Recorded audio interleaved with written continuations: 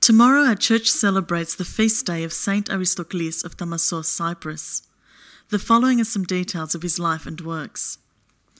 Aristocleus was a formally ordained priest in Damascus who went afield of his parish to bring the Saviour to peasants who had never travelled more than a few miles from their remote mountain recesses, where the fight for survival made no day any different from the other.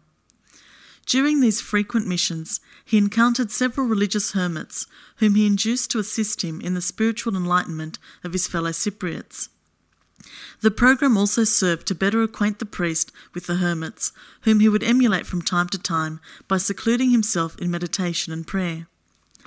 The growing influence of Aristocleus spread throughout the countryside, where he came to be highly regarded as a true man of God, and his visits were eagerly anticipated. With the increasing menace of persecution in evidence, he sought to cling to his church and its followers, to bolster the spirits of his fellow Christians, whose fears grew daily as members were snatched from their ranks to be tortured and put to death.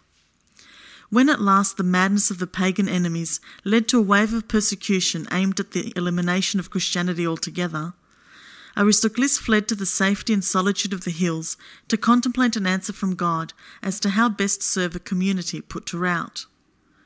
Aristocleus patiently waited for the wrath of the pagans to subside, so that he could return to lead his flock in their peaceful ways. But one night, as he pondered the problem, he had a divine visitation in which he saw no one, but heard a voice from above advising him not to go to Damascus, but to the capital city of Salamina, where the need was greater for a regrouping of a scattered band of Christians. An uneasy peace had come to the city, but an overt reassertion of the faith could bring instant retribution. And no one knew that better than this divinely inspired priest, who did not hesitate to obey the divine will, whatever the outcome might be for himself. Aristocleus went to Salamina, where he immediately set about gathering the Christians together, with the assistance of a pair of devoted young deacons named Demetrios and Athanasios, who assisted in the reopening of the church of St. Barnabas.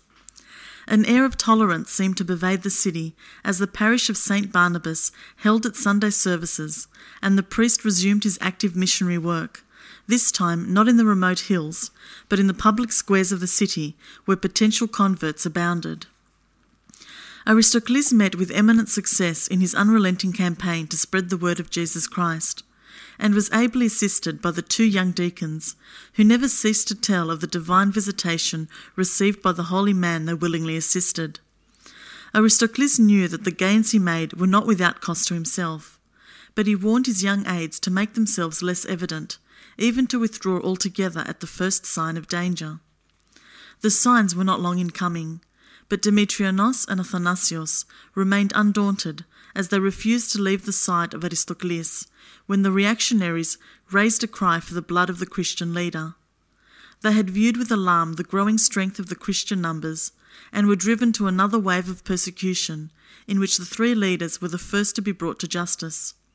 With feelings running high, the three were swiftly tried and executed. Aristocleus was the first to go, followed by Demetrios and Athanasios, all of whom died for Christ on the 23rd of June in the year 303.